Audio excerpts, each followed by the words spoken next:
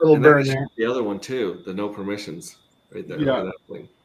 It's Yeah. got the We Pulsechain. got this one for when we went to Panama, right? That one's cool. Bro. I like the one that says help on it. Yeah, it's cool. And then that new blue one is the new was the new Pulsechain Tour once a year hat that Brian's putting out. He's doing good stuff. I think we may have convinced him today to put out a tinfoil hat, but we shall see. They only sell the flat brim ones though. Yeah. How are you, Randy? It's been a whirlwind of a day. I just got back from my treatment, my heart treatment, and my kid's been a pain in the ass today, so it's been driving me nuts. It's one of those days. Oh, speaking of little shits here, say hi to everybody. Hey, Max. Hey, Max. All right, go back with mom. He's in the no TV, no devices, nothing, man. He's going cold turkey today. Oh man, I don't know if you guys have anything handy, but we have been pegging nipples here to just get this stream up, right? So if you have any clothespins handy, we are pegging nipples here. Yeah, it worked for Somi. I think that was his key to success. Was probably that. Yeah, it's not his charisma and his Australian accent and funny hats. It's the pegging nipples that's driving that token up. So we're trying to get some clothespins, and you can tell I'm old school because mine are wood, right? These are wood ones, and he's got the cool colored plastic ones. It's not cool. I just mirrored my camera so Pulsechain and I look the same with our hats. It's kind of funny. They were opposite. Oh, geez. Yeah, don't do it with that, buddy. That'll hurt. Yeah, don't peg your nipples with that. That's serious. Yeah. So when we're talking about the NFT platform, Jesse, so Pulsechain Vision's got the fuel cells that, and there's some things that do well on Pulse Market. There's some things that do well on Mintra, right? He can separate them. The cool thing is Nick's trying to integrate some of that functionality on the Pulse Market. But holy moly, you're right. The difference between all the different NFT platforms is crazy. Mm-hmm. Building a one-stop shop is super difficult. Yeah, and Pulsechain, you have some fuel cells that are on the marketplace right now that are winners that people have not bought yet, right? Yeah, in fact, live on stream, I make this fat finger mistake where instead of putting something for sale for like $19 or $25, I'll accidentally leave it in Pulse. So I've been selling stuff accidentally for like 19 Pulse, which is the fees like 10 times higher than the 19 Pulse I'm selling it for. So I actually did that for fun on stream, just like 2 or 3 of them for like $2 a Pulse. And people were buying them and snatching them up as soon as I was placing them, trying to see if they were winners. So it's kind of like Willy Wonka's like golden ticket in the chocolate bars. We're selling all these chocolate bars. If you get a golden ticket, you get like 9 or 10 liquid dark that you can scrape directly into your wallet. I have the Willy Wonka background right now, so that's awesome. That's awesome. I was wondering what the heck that was. Looks like a Super Mario mushroom in the background, kind of. Yeah, this is the vintage one from like the 70s or whatever. That's the best one. That is the best one. Those are called Amanita mushrooms. Yep. How you know that stuff, Brasology? I was wondering. Well, Amanita muscarias, technically. How do they make you feel? I got know a how you mushroom. know that, Pulsechain Vision. Oh man. Do you guys want to, since everybody's here, do you guys want to go over the DAT farm? Sure, I got a screen I could share on that. Let me find my share button. And this works well because I'm talking about new farms for ink printer. And I've discussed with the Hocus Pocus guys about launching a token that permanently locks up print and rewards people in Pulse. And it would work with this. Here we go.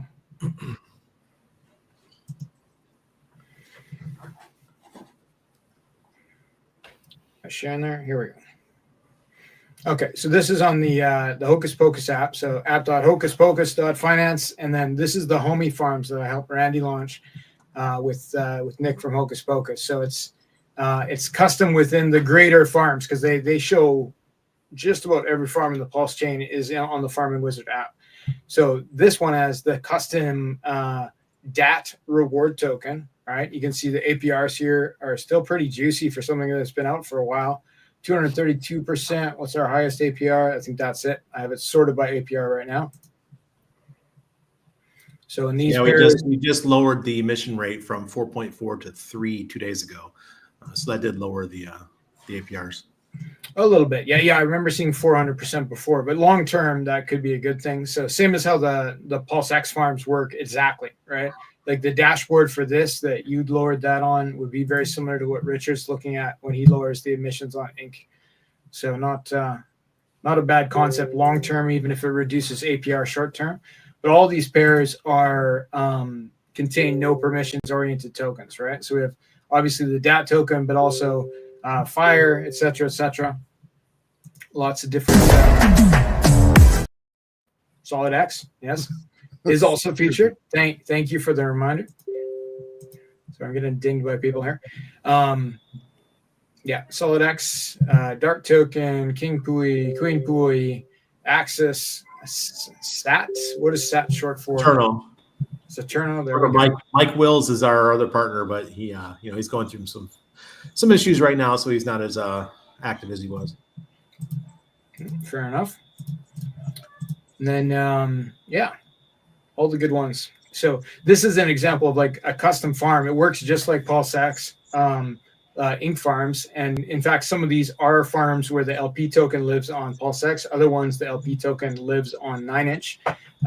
What we're going to launch for ink printer would be very similar to this, except for instead of receiving the DAT token as a reward, it'll be a custom token that isn't just a PRC20 that'll have code that when it's bought, sold, or transferred, will basically buy print off the market and reward the person holding the token with ink. So I won't reveal the name of that token right now because I don't want it to be public, to be front run or anything like that. But it will allow people to earn a reward token that actually locks up another reward token. And when that print token is locked up, and we're going to have a staked print contract, that's going to be a separate thing that this will work well with. I'm working on a flow chart because it gets a little complicated. But that locked print token will permanently be earning ink dollars as well as ink, which it will use to buy more print off the market and lock in that contract.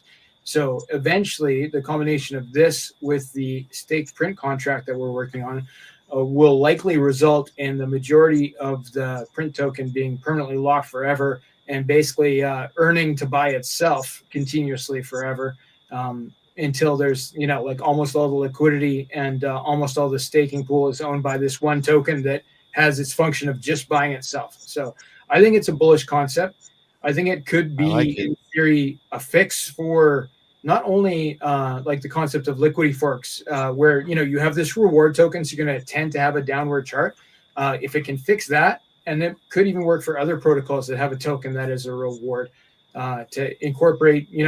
Tax tokens on Pulsechain have done very well. I've never been a big believer in them, but like I do believe what I've seen on the charts, right? So the old wisdom was like, oh, these are bad, but like the new wisdom on Pulsechain is like we have low fees, we have liquidity webs, we have great devs like Nick from Hocus Pocus who can put out stuff like this for us, where we can use technology that exists elsewhere, combine it with technology like tax tokens that lock one token like the print token and then reward you in something that you want that you can sell if you like the ink token, and combine that with other technology like liquid staking contracts for the print token, And if we can, if we can fix it so that like Liquidity forks pay 400% APR over a consistent period of time, I know that's a moon number, not financial advice.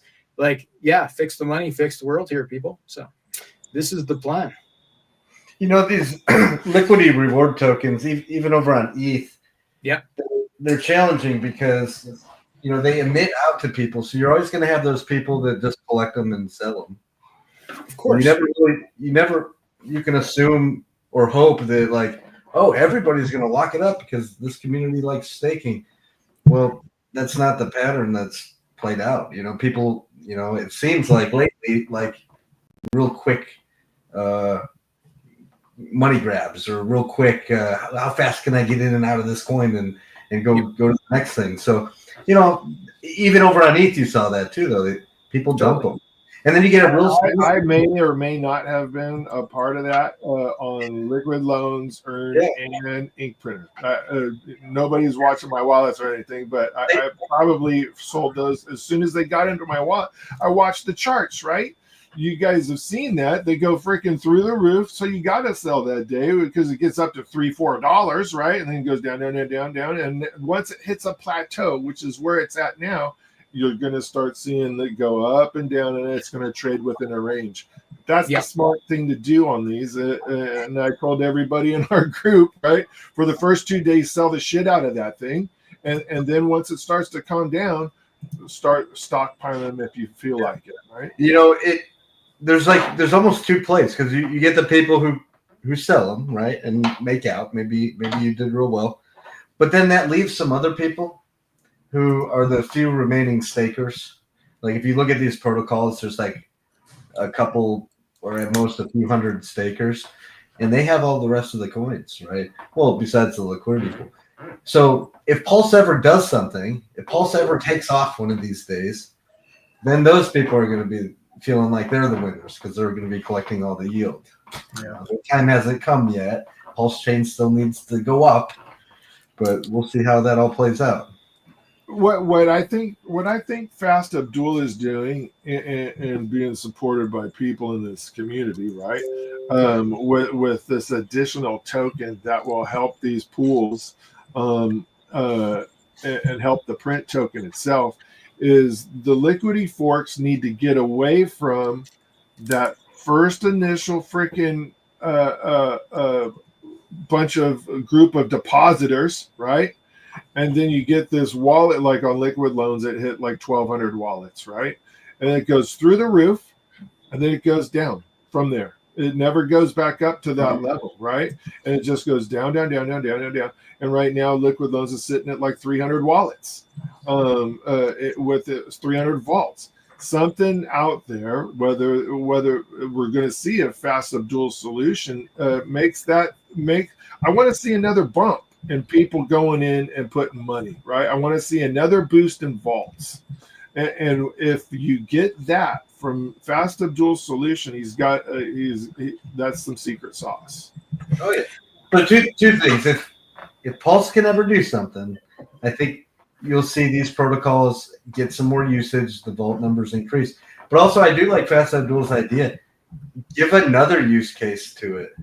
So instead of just dumping it or staking it, and the staking rewards aren't the greatest right now while nobody's opening new vaults, we'll give another option, give a third option to people. Yep. I would just like to say that Fast Abdul's print token is almost a 100% up from the bottom.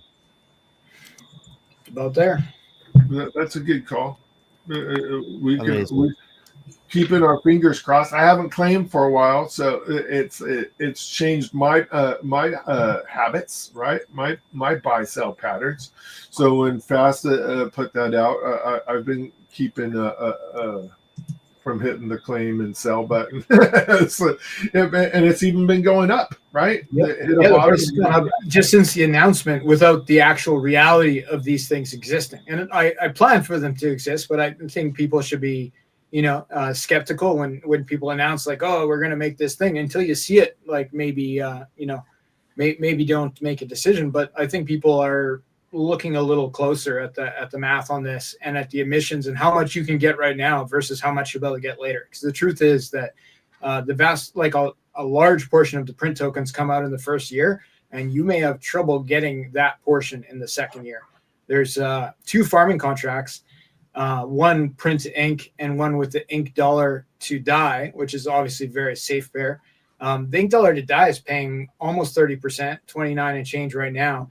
The print to ink farming pool, which is available right on the inkprinter.com page, is still paying 234% APR. So that's actually not terrible. And with the chart leveling off, even starting to have a bit of a curved bottom, I think the impermanent loss risk there is less than it was before. Not financial advice. You guys should definitely, check this stuff out before you FOMO. But I'm liking the look of that myself. Tempted. It's definitely mitigating, and putting additional spots for the print token to be used lessens the amount of those tokens that are going to be within the staking pool or that are being sold. So it can only help price. And I intend for there to be farms on 2Fox for both the print token as well as the ink dollar as well. I think it's important. I don't control that. The Fox team has to approve all farms, but I think it could be possible. And more liquidity for stablecoins against other stablecoins is important. It'll reduce the amount of redemptions and stuff like that. So it's an 100%. overall long-term health thing. Because all the redemption is it's just an arbitrage. But if you have more stables paired to it, there's other ways to arbitrage besides redemption. Yeah, you can just sell it. If numbers go way down, the more stables are paired to other stables. It's the whole reason Curve exists. To be honest, it stabilizes things and reduces the redemptions of stuff over on ETH. That's why Curve exists. So the more people who always say, "Oh, one more Liquidity fork," and look, FastAd Dual built one, and I'm like, okay, all right, because we need them, guys. Yep. We want Pulsechain to be like a thriving chain and comparable to ETH, like we always dreamed of. We got to have this stuff. Any place that core tokens can go and just disappear into a black hole, PulseX, Hex, ETH, all of those, right? Any place where those can go and just disappear, and then have another token that comes out of that people can actually transact with on the Pulse chain, and still have the tokens go away, but still be able to increase volume, because now you have this other thing. It is nothing but a bonus. And native stablecoins too, right? So meaning that they have a home on the Pulse chain, they have zero bridge risk. They're not bridged to Pulse chain. I know that might not be a big issue right now, but come the top of the cycle when guys are moving in millions of dollars, they will want to know that there's native stablecoins with decent volume and decent TVL. Because we don't, I don't think like a guy who's moving around $100 million probably, but I suspect guys like that think about things like bridge risk. Mm-hmm. Absolutely. And eventually, when Pulsechain's big enough, and we start to see Pulse and PulseX and things on an exchange, we're going to want to see these stables on an exchange too, right? So, because the reality is the value of Pulsechain is what's bridged in from Ethereum, because that's the only way out. Well, there's Coast too, right? But there's really only a couple ways in and out of Pulsechain. So its only value is the DAI and the ETH and the USDC that's bridged over from Ethereum. But eventually, when it gets big enough, and enough internal stable coins, native stable coins are minted, Pulse ends up on an exchange eventually, we're going to want to see some of these, like yours or mine, or loans even, some of these stable coins on exchanges too. And we can almost start to detach from Ethereum at that point. So do you know of any exchanges that have LUSD on it? I do not, no. And that's freaking on Ethereum, bro. It is. I do think some exchanges carry their reward token, but for some reason, I can't find an exchange that has their LUSD. So I don't think you're ever going to see from these type of protocols. I don't think you're going to see that stable, because we would have seen it already, right? And the closest that you got was maybe the BUSD but that's because Binance controlled it, right? But if there was going to be one, it would have been LUSD. Well, LUSD would be on Curve though, right? Yeah, but he's saying exchanges like like Coinbase, Crypto.com, stuff like that. Right.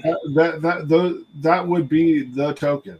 But it's not, and the reason is, and you know very well, freaking Jesse, because you guys tried to talk me into the liquidity chicken eggs, right? They freaking Jesse and Toshi were freaking so big in the chicken bond, you guys. They had liquidity issues for a while, even with Curve, yeah. They had, yeah, so they used the chicken bonds as a way to pull liquidity over into Curve. Yeah. Right?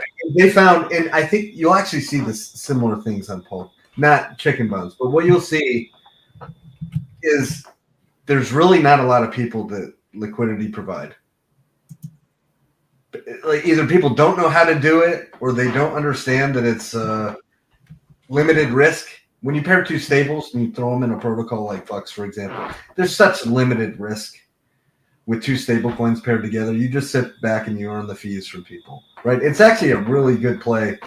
But a lot of people, just so many people, 99.9% of the community just don't do it. You saw the same thing over on ETH. So LUSD, and I'm sure some of the other stables like RAI and some of the weird oddball stables. Doesn't Aave have $1? Who? Aave? Doesn't Yeah, Aave they got their ghost dollar or something like that. Yeah, you would think that would be on an exchange. Aave's ginormous. Yeah, I think they all have these issues where people just don't LP them unless they come up with some sort of mechanism that siphons off some of those coins and drops it into Curve through a contract. But maybe the centralized exchanges, like people who are moving around, like whatever, like I'm looking at Curve right now and there's like millions and millions, like tens of millions of dollars of LUSD. Maybe people who are into decentralized stablecoins like LUSD don't want to LP them on centralized exchanges. They want to interact directly with something like Curve, right? Like, you know, right, but that's what I'm saying. People don't even do that as much, right? So with LUSD, they had a very small pool in Curve, and they needed to grow it. So to grow it, they created this chicken bonds mechanism where you could lock up your coins.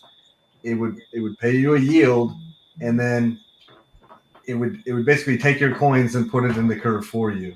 So I think what freaking Fast is saying though is that he thinks that the holders of LUSD don't want Coinbase to freaking get that swap fee, right? They want the LUSD to be paired with USDC, so the swap fees can be experienced by people that are into DeFi and not people that are into the centralized exchanges and have freaking Coinbase get all the margin there. Or they just don't want that risk of, you know, being on a centralized exchange.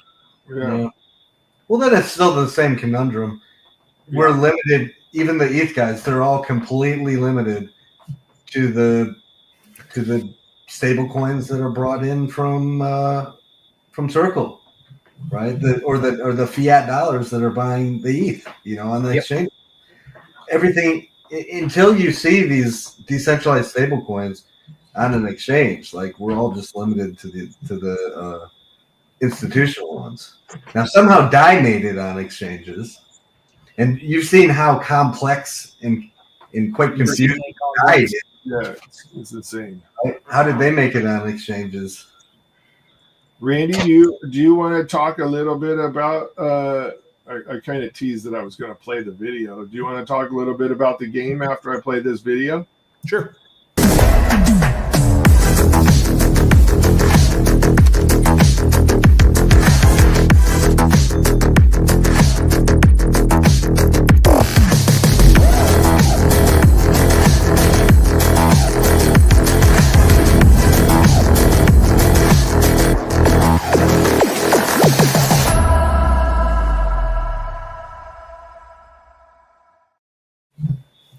Yeah, sure. So our Solid X game is launching here real soon. We're just waiting on the bureaucracy of the casino license to go through. We're dotting every I, crossing every T to make sure that we're compliant. So we'll be the second blockchain casino that I know of that has a real casino license. Obviously, the Fire Whale is a casino owner. He owns 2, and he doesn't want his blockchain activities to affect his real world activities because that would be really bad. So he made sure to get a license. There are some changes. That video was made before the change. We are no longer going to burn ink as well. We're just going to burn Solid X, and the other 50% that was going to be burned in ink is going to be given out to those of you who stake your Solid X on the platform. And that was thanks to a meeting that we had with Triple Dad here and Scott and some other devs, and they're the ones that recommended that we do the other 50% to those. Hey, Andy, real quick, I just gotta get going, guys. So I just want to say bye, and I'll talk to you guys later. All right? Thanks for coming on, Bristology. You're awesome, bud. Thank you. See you. So now you guys can stake your Solid X and earn some divs and be part of the house instead of having to worry about something third party like ink. I love the original idea with ink. That was not my idea. I love this idea. I like much better. We get to stake and we're part owners in the casino. So that's where we stand, and we're just waiting. It's the game's done, guys. You can go play on testnet. We just had a competition that wrapped up for see who can get the highest X's in the crash game. Next step is full launch. What was the highest X's, buddy? I don't even remember. I don't remember seeing it. The highest I've ever forgotten was like 30, but I've never had anything above that. I think it was higher than that. Let me look in the Solid X chat. It was like Was it 100? I think it goes that high. AJ was trying, man. Rip City, he was going for it. Yeah, he was going full ham on this.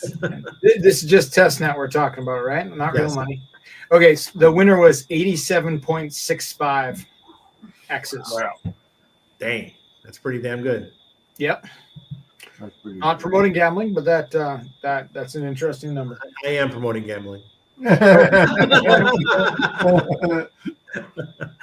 I think you're in Panama. Yeah. I think most of us who are in crypto, we have that in us. Gambling is just a natural side of crypto. It's just, you really have to be a degenerate to deal with this bullshit every day. The stuff that we deal with. I have issues with all kinds of stuff that aren't good for me, right? So I don't drink and stuff like that. So I know that if I play around with freaking gambling, I might go full ham. So I'm not a big gambler. The gambling I do is on tokens only, I think. Well, what's cool is if we play it and you have Solid X and you have it staked, you mitigate some of your losses if you lose, right?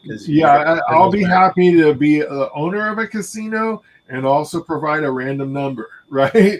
but that's what I call an arm's length transaction. Exactly. And also we have the affiliate program, so it pays out 30% immediately. So after the spin, you immediately get paid out the 30%.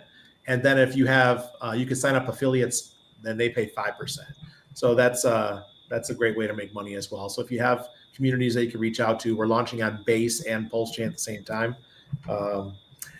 Brandon saying, guys, this gambling money going to pump Hex comp price in any way? Probably not, buddy. Probably not, unless there's some big winners and they bring their money over. Originally, we were going to buy and burn ink, but now that's changed. And now we're just hold Solid X and stake it and earn something. We're going to be bringing people into Pulsechain, though, unlike your Hex and comp. They haven't been doing a good job of bringing people into Pulsechain. And also, Solid X is going to go up when this thing launches. Not financial advice, right? But so Solid X, in a way, is going to be. It's paired with everything on the planet Earth. I just brought that up. I brought up the Solid X. Not PDI anymore, though. No more PDI. You removed the liquidity with PDI. I'll add it. So this is a LP DApp that I have, right? And it shows all of the stuff that Solid X is paired with. That's the Solid X contract. So you just put it in there. And this is the pairing of solid X in V2 and V1 positions on 9-inch and Pulse X. And then if you keep scrolling, you get down to the V3 pools on 9mm. That's its pairings. And now V3 pools with freaking on 9-inch. 9-inch, yeah. It's crazy. Yeah, it would take you hundreds of hours to actually make all this liquidity pools, let alone fund them. Yeah, it's pretty cool.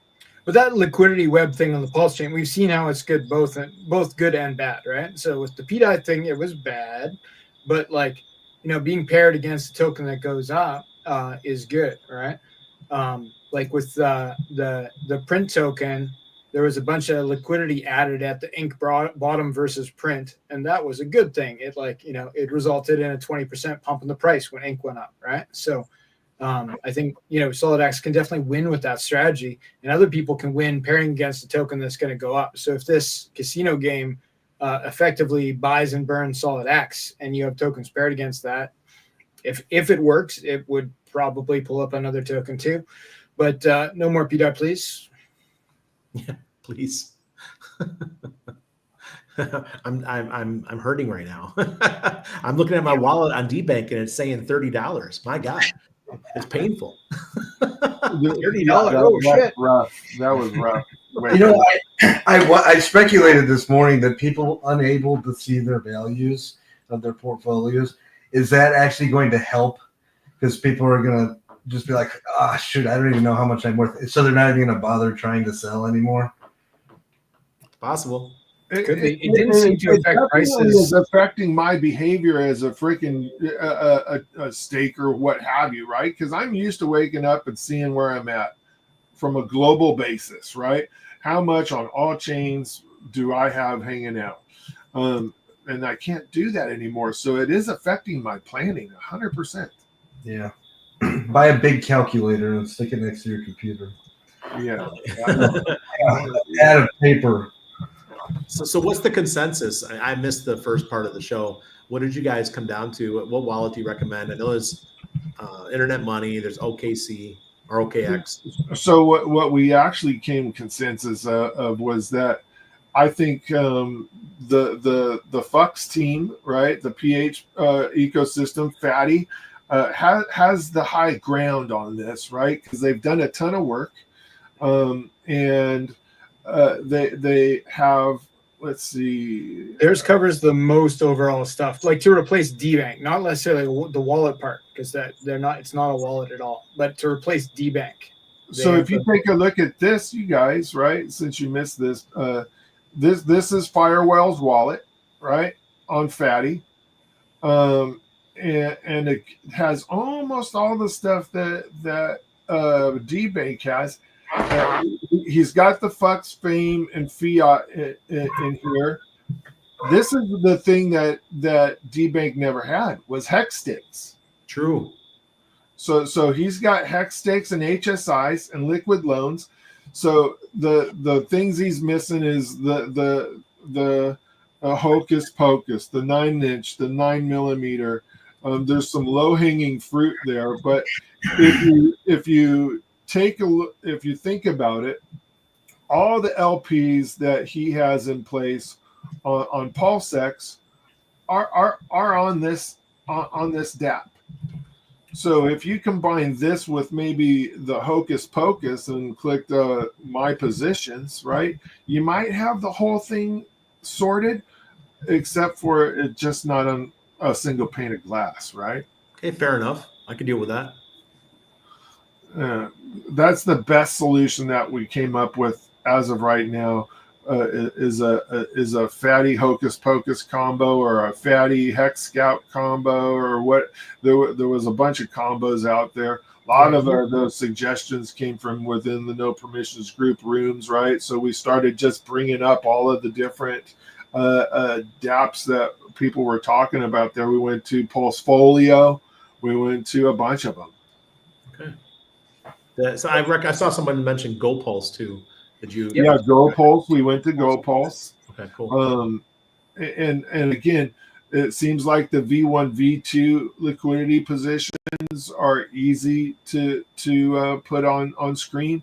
The other ones not so much, or they are just as easy as just a time thing. Did you guys go through conspiracy theories as to why they yanked us out? You know, Well, why they there's took- one prevalent theory as far as the why. Mine is the best theory though. Oh yeah, I gotta peg my nipples for it. The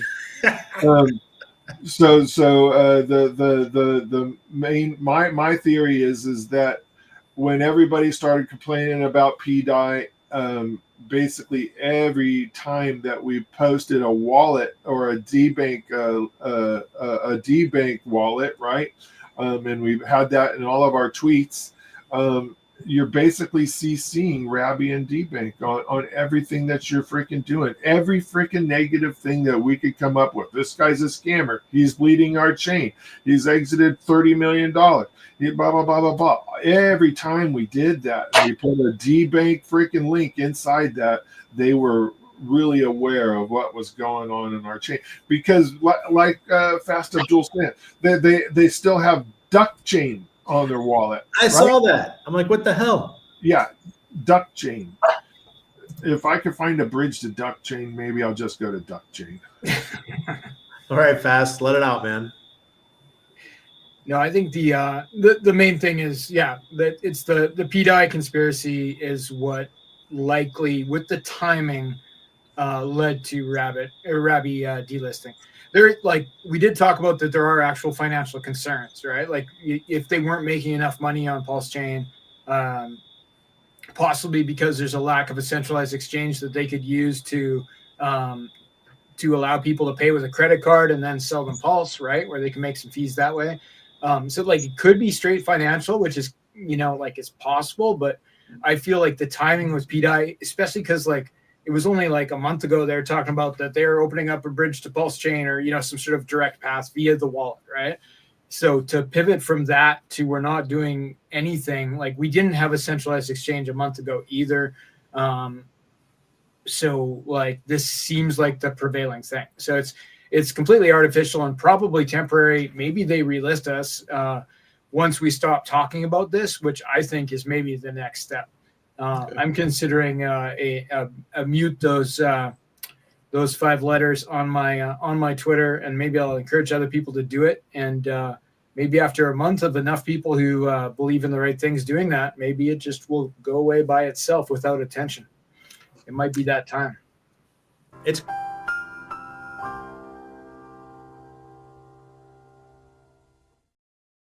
That was great timing. Yeah, it was. I just looked at my my Debank account, and it says I have $30 in it, and I'm ranked number 1,034 or something on Debank. So that's pretty interesting. That's even possible. You put time and money into promoting Debank too, didn't you? Right? Like, yeah, I you spent were actually thousands, like actively thousands on making it. contests and all kinds of stuff. Yeah, and I will again. I still will when the game launches. I will be all over Debank. I don't care. How do you do that now, buddy? So you Fire Whale and then some other community members have the VIP freaking paid for your money, but now what you paid for is not available. Right. Well, the seeing our stuff in our wallets isn't available, but I could still do marketing there. Right. But if you can't see your balances and everybody on this chat's trying to find an alternative to the Debank scenario, right? So now we're going to recommend everybody look at 2Fucks because or fatty.io because you can see your balances. Now you're not getting as many the same eyeballs that you paid for. So I understand, but I get to pay for it straight up. Now it's advertising. It's like buying ads, except my ads on Debank cost a lot less than ads on YouTube or Google AdWords. And they're people that we can advertise directly. And I will change my my title for my account on Debank to former, Pulsechain account that was banned by Debank. I'll do something like that so people know that we're legit. We just got banned or kicked off, whatever. Yeah, unsupported. Yeah. Yeah. It's not my favorite. There's a lot of unforeseen things, like little minutia that is coming out of this that people don't really understand, and it's bad. It may come back. We saw, what did we see on ETH? We saw platforms delist Hex, and then eventually they brought it back. So that's true, buddy. That's a good way to think about it, right? Uniswap coming back in the fold. That's pretty cool. Matcha, it wasn't Matcha one that came back also. Somebody else. That's pretty cool. This gets resolved. Perhaps it gets put back together. Hey guys, my friend Charles Folks is in the chat. What's up, Charles? Old school silver stacker. He was one of the guys that promoted Pi Network back in the day, and he's killing it now with that Pi Network. It came out, and after we were doing that shit back in 2018, and I was able to finally get my tokens, I think yesterday, and be able to sell. I know most of you guys don't even know what the hell that was, because most of you weren't even in crypto back in 2018, but finally got our tokens. Everyone was calling us scammers because we were promoting this shit back in 2018, 19. But yeah, Charles, welcome, brother. Yeah, welcome. What does this mean? Turns into an FTM thing, a Phantom thing, because I don't ever remember people delisting Phantom anyplace. Yeah, because Phantom was it was all tied into SBF, Oh, right. Really? And now Phantom's come back and relaunched as Sonic or whatever, and they're the talk of the town, right? So these things pass, obviously. Yeah. I'll take Richard Hart over SBF any day. I don't think he wasn't a founder or anything, but for some reason, like, he had just a really disproportional share of those coins, So there was always the fear, and like, he wasn't being truthful where they were. Right, there's a lot of moving around of those coins, so platforms got scared and they just started delisting FTM. And that's kind of crazy too, because there was a ton of FTM on Ethereum, which is bonkers. What else do we got going on? Jesse, are you guys? I'm not putting you on the spot anyway. Are you guys coming out with anything that you want to talk about? Do we have anything? We don't have anything launching in the next few weeks. Like okay. I said, few weeks, eh? we got this NFT platform indexing right now. The really smart guys out there can probably find the contracts on Pulsechain, but like, the whole point of a NFT marketplace is the graphical user interface part. So like, what are you going to do just playing around with contracts? There's no like coin or anything that goes along with it. But so just give that some time, and then we'll see that launch. I'm really curious what Fast Abdul has going on, and in different ways that we can integrate like the different stable coins on Pulsechain. Yeah. Together in some farms and pools and stuff. Like I said, I think they're all necessary. You do get teams who get a lot of hate. I even saw some hate in the chat here, like for liquid loans. I have a take on that, by the way, if anybody wants to hear it. Go ahead, Go Jess. for it. So, yeah, so people say I see so many times, oh, where's the 50 mil? It was never 50 mil. It was close, but it was never 50 mil. A couple things. The markets, in all things since then, have taken a drastic downturn. But the whole point of their coin was always marketed as you stake it and you receive the fees, right? So some people locked up their coins for extras. Some people got them up front. Some people had them trickle out every 3 months. Some would release or whatever. Some are still releasing, by the way, till December of this year. But to all those people who decided to hold them and stake them, which isn't even the majority of the people, $8 million worth of fees, over $8 million worth of fees has been fed to those people, right? And what percentage of those people is the whole staker community? Maybe 25%, maybe even less of the entire staker community collected that $8 million. And that wasn't team, because if you look at the contracts, you'll see the team, they got tokens too, but they were like time locked, right? So $8 million in that first year went to people. Those people who decided to stake them all right away, maybe even scoop up some more or whatever, there are people who are close to being whole, right? And if Pulsechain actually does something, and more feet and people start taking bigger and bigger loans or whatever, okay, the whole point is they can collect those fees. So you'll see that $8-9 million go up to 12, 15, 20, 30, 50, 100. And all these people are going to get back what they felt was their initial investment. That's the whole idea of the protocol. When people ask me about that, first answer is one, those guys, CC and Dave, did not ask for $50 million. That was SAC, right? And they just had no cap. They had no idea that SAC was going to go that high to that level, right? So that's one thing, right? And whether or not people are staking the tokens like the program was designed, you can't really make that happen, right? Like we saw within GIF and PGIF, right? Oh, you're supposed to mint this one and then you're supposed to give a little bit of pulse to go get this one, and people just went and bought that one instead of burning their other one, right? So it's very, very hard in this community to funnel activity in one direction, right? Which is what people like the quick right now gains, right? Yeah, 100%. So you see people that dump that token, right? So just imagine I try and put myself in Dave and CC's shoes for a second, right? If they were to, let's say they made that liquidity pool really big, what's going to happen?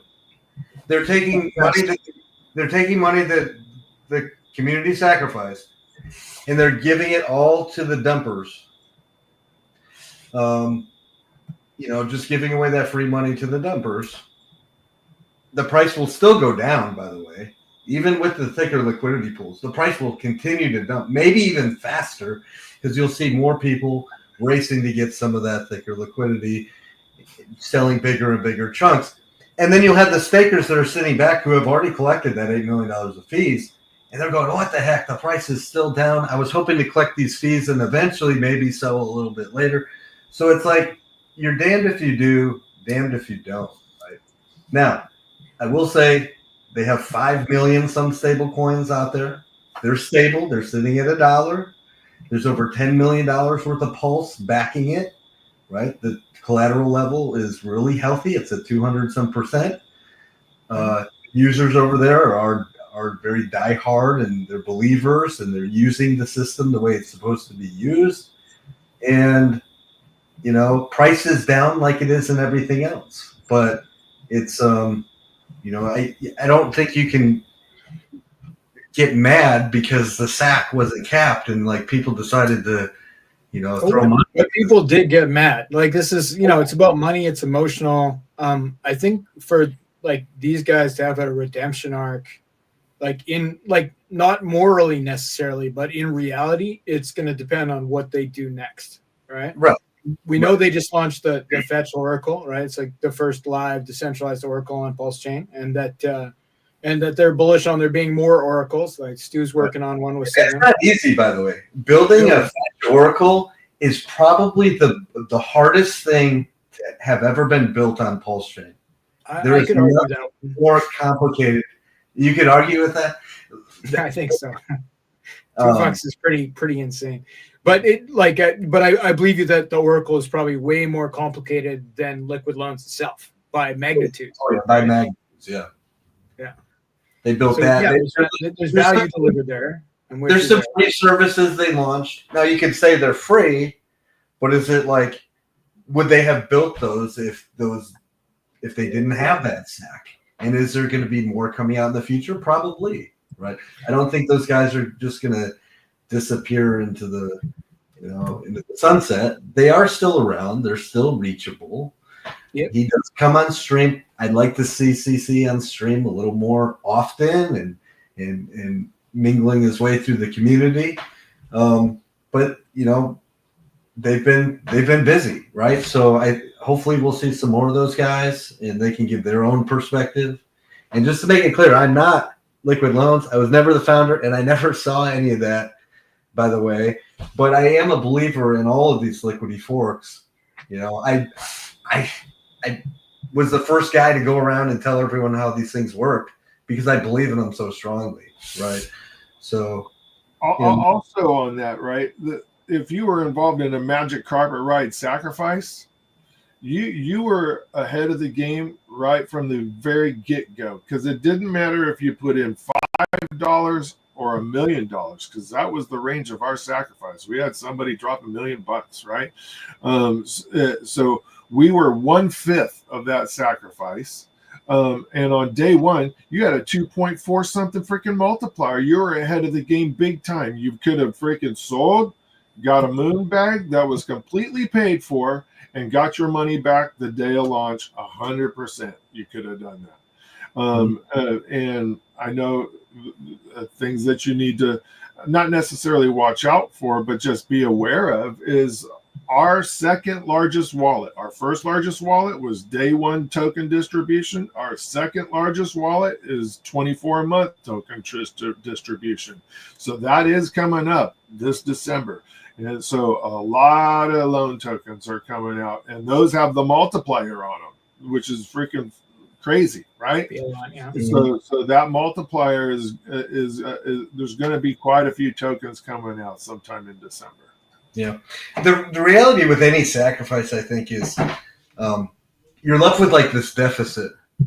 Hexastani and I were talking about that this morning, by the way. We got on the phone together.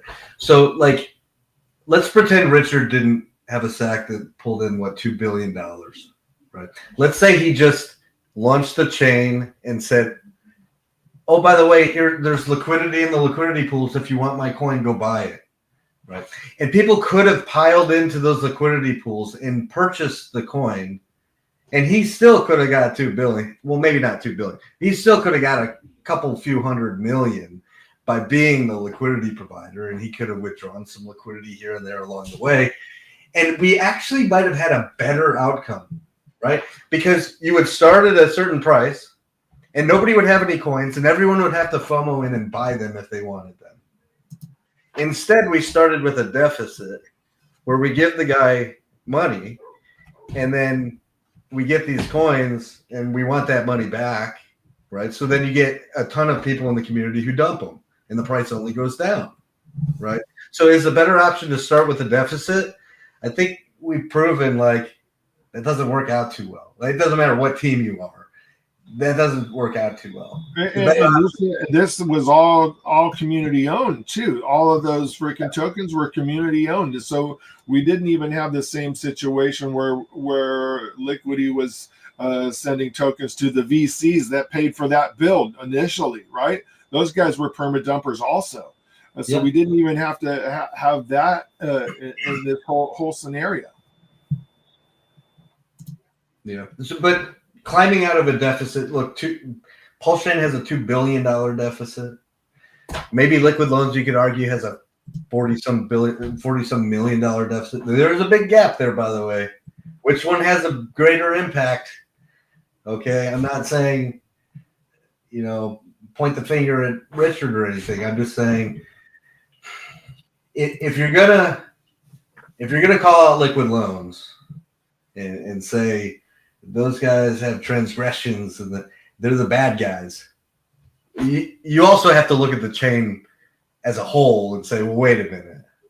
The whole concept of this came from Richard, and he did the same thing to a much, much bigger scale. And we're in a $2 billion deficit. You got to be fair about it. That's all I'm saying. I'm not saying one's right or one's wrong.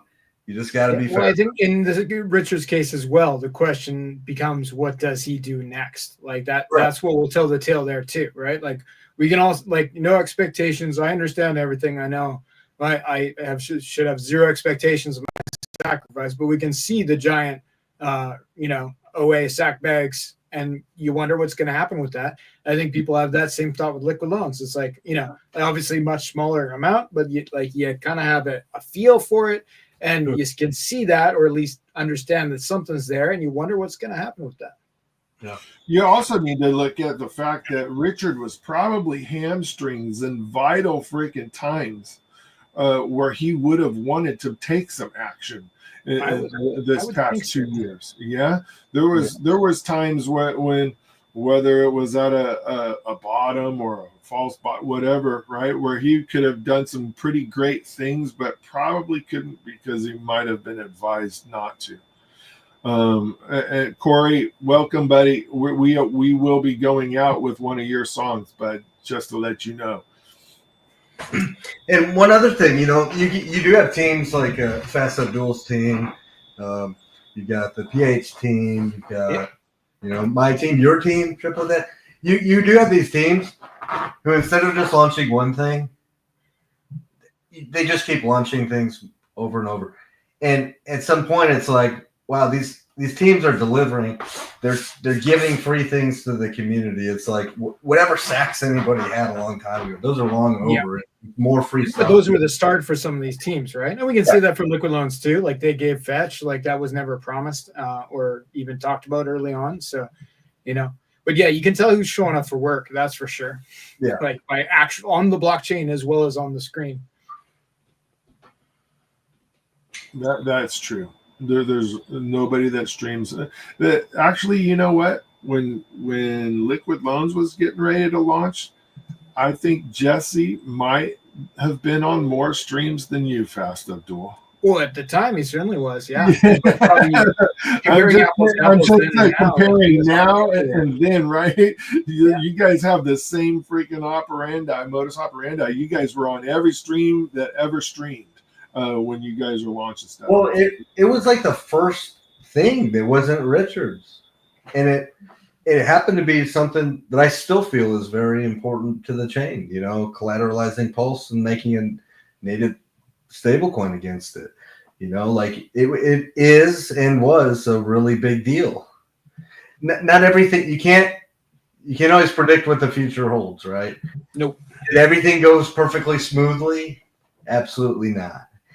Do we like everything we hear from those guys or from other people? No, like you never know what the future holds, but I will always hold firmly that protocol and Fast Abdul's and the ones that I've built and what Triplet Dad has built, all these things are essential and necessary if we want to see Pulsechain successful. These are the tools, the financial tools that like big guys will look for when they finally come over to Pulsechain, right? Like they're going to be like, okay, where's your Liquidity forks? Where's your GMX fork? Where's your Aave fork? Like, and we have all those things on Pulsechain, and then the things built on top of those things, right? So that's like the pro users on Ethereum who are moving around millions of dollars. Like, I know it's not meme coins, but like, yeah, guys with real money are going to want these things. And I'd like Pulsechain to become like this whole copy chain thing. That narrative didn't work. I'd like it to be the stablecoin chain. I think that sounds better. Oh, yeah. Somebody said Hex wasn't accepted as a coin that could be sacked for liquid loans. That is true. Yeah. But if you go back and look at the chart, it didn't have any impact on the chart at all. Like it's Hex didn't like tank or anything during their sack. Yeah. Yeah, I think they were stable coins only on that one. So which is in a way good because it doesn't affect prices of anything, right? You could argue that the person sacking has to go dump it or whatever, but the reason for that was they didn't realize they were going to get freaking $40-something million in that sacrifice, and had they only got $1 million, and 50% of that was in Hex, and they're trying to freaking support a community that's RH based. How is it going to look when they need to pay a dev bill and they need to sell some of that Hex? It would have been shitty all the way around, right? Mm-hmm. So that's the reason why that didn't happen. There was no idea that they would have an overflow and enough cash to build stuff for years and years, right? So I think the stuff that they're doing outside of LL, the website, the fetch protocol, which has been one of those tokens that has been maintaining its value during this downturn, which is pretty awesome. I have a little bit of that. Has not been bad.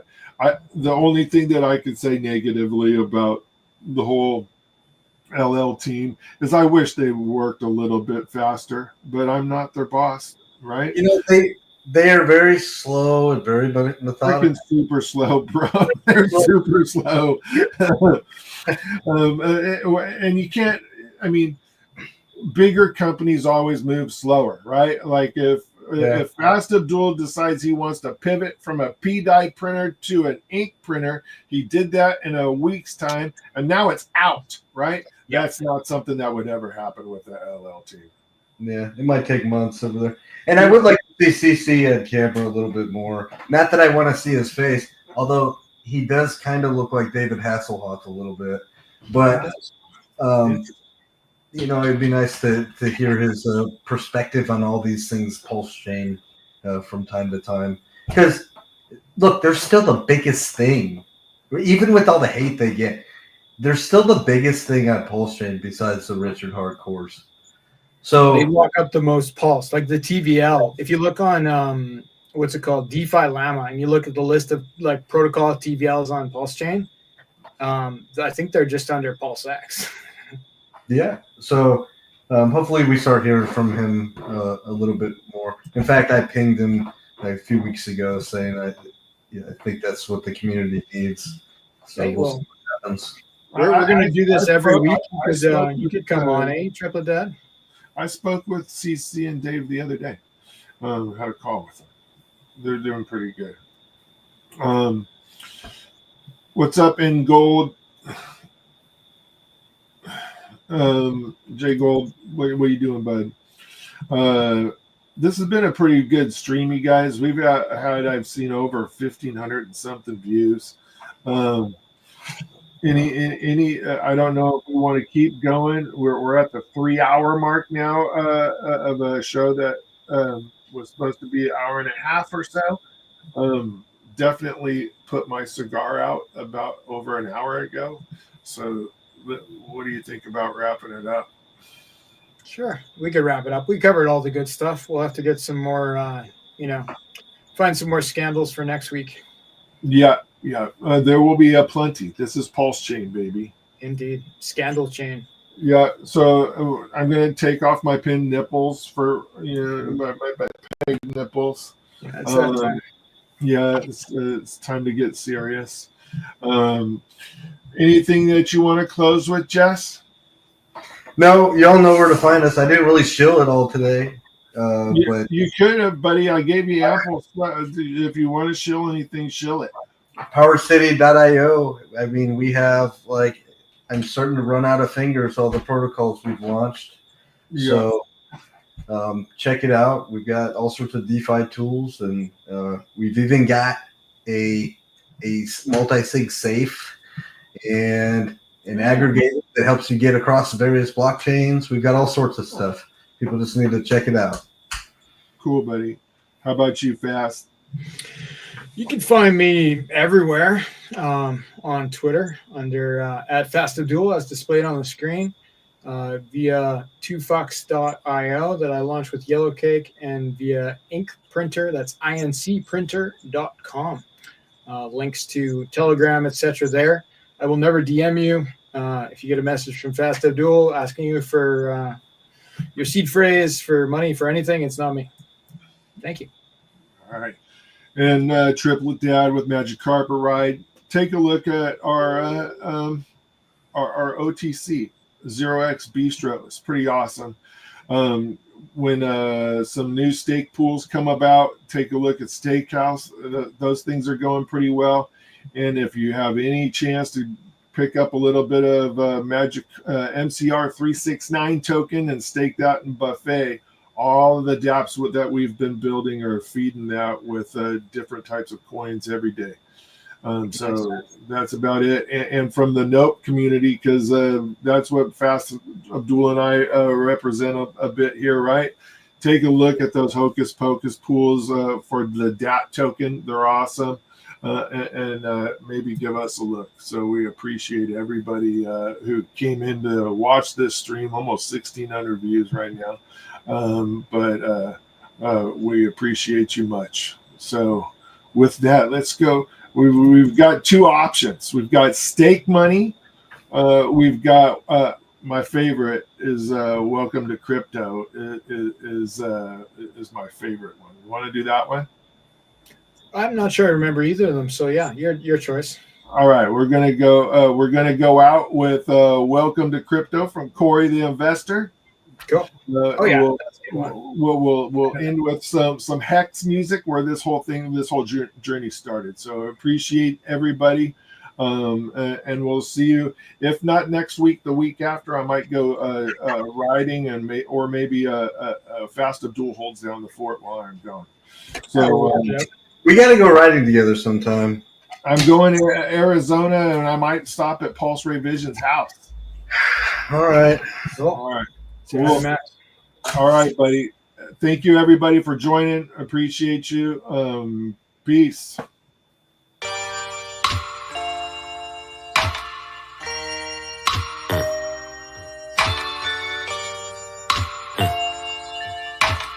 It's Bass God on the track.